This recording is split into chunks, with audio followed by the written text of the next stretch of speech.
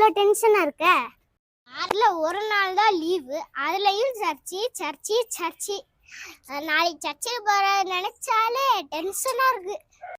டென்ஷனா இருக்கியா? நானும் நாளைக்கு சர்ச்சுக்கு போற நினைச்சாலே டென்ஷனா இருக்கு. சரி வா வீட்டுல போய் பேசலாம். வீட்டுல வந்து பேசணும்னு சொன்னீங்க, அது என்ன பேச போற? நாளைக்கு எப்படி சர்ச்சை கட்டாளிக்கலாம்னு யோசிச்சுக்கிட்டு இருக்கேன். ஆமா, என்ன தீவிரமா டிஸ்கஷன் ஓடுது போல.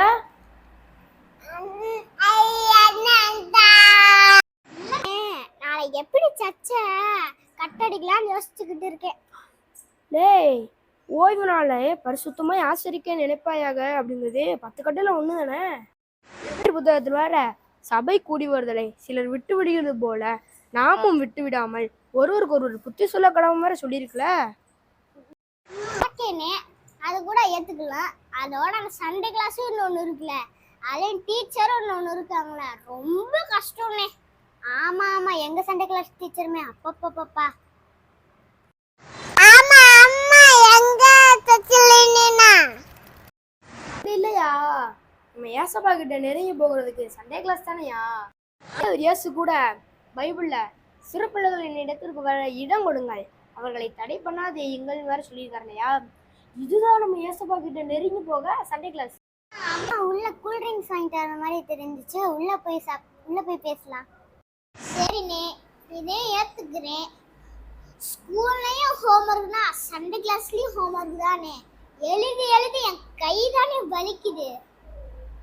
ஆமாண்ணே, எனக்கும் அதுதானே. ஸ்கூல்ல ஹோம்ஒர்க் கொடுத்து எழுதி நான் ஹாஸ்பிட்டல்ல போய் ஊசியே போட்டு வந்துட்டேனே.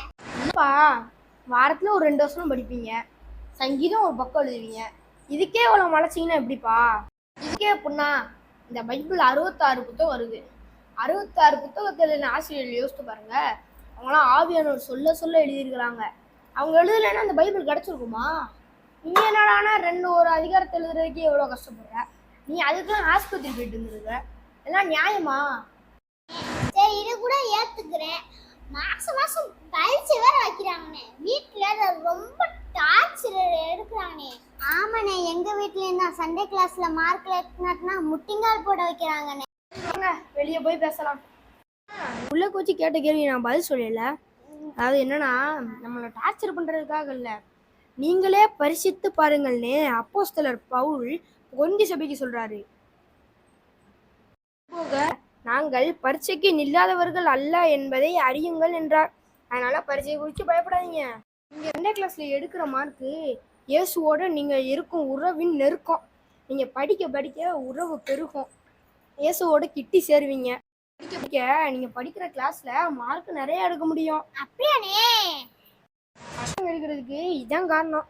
நான் இதைத்தான் செய்யறேன். சண்டே கிளாஸ் மிஸ் பண்ண மாட்டோம்.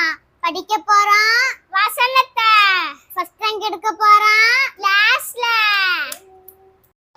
சூப்பரா.